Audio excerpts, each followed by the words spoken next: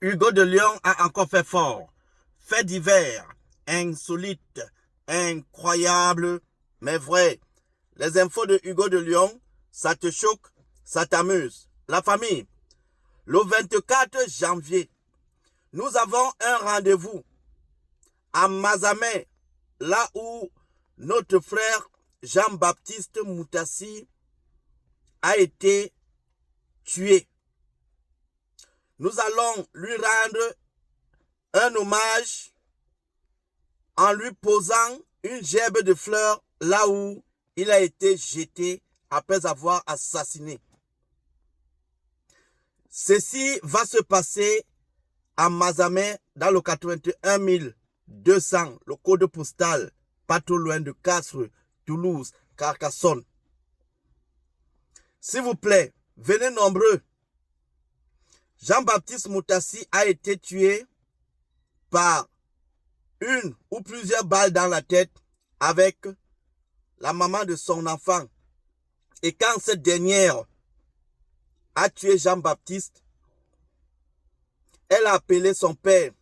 Sa maman était au courant. Dans son procès verbal, elle a tout détaillé, mais par contre, elle mélange tout. Parfois, tantôt, c'est 2 balles, tantôt, c'est 3 balles dans la tête.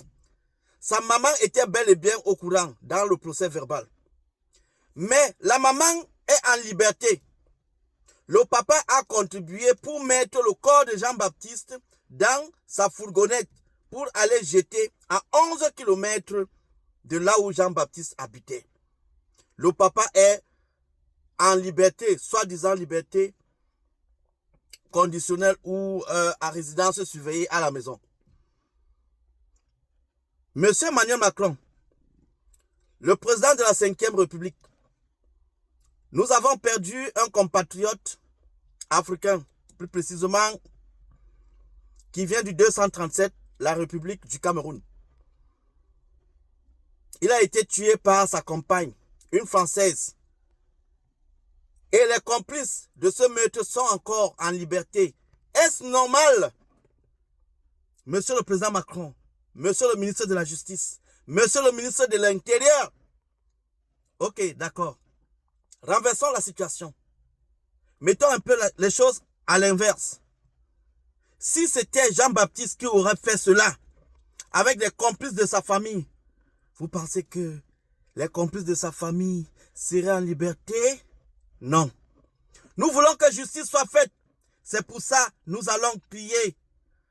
Nous allons déposer une gerbe de fleurs là où il a été jeté au ravin. Selon le procès verbal de Élodie, la compagne de Jean-Baptiste. Après avoir tué Jean-Baptiste, ils lui ont enroulé dans les draps, dans une moquette et les coussins du salon. C'est à cause de ça qu'ils avaient tout changé. Ils ont mis dans la fourgonnette de son papa pour aller jeter. Et ils se rendaient 1 à 2 fois par semaine là-bas pour voir réellement s'il est bien caché. Toutefois, chaque fois, ils se rendaient là-bas.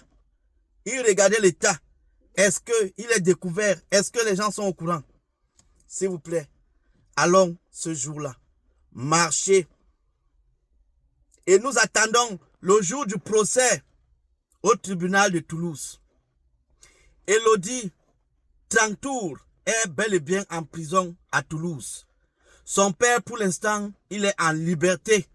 Sa maman est en liberté. Est-ce normal? Communauté camerounaise, levez-vous. Gabonais, Maliens, Sénégalais, Béninois, Comoriens, Tunisiens, Algériens, levons-nous.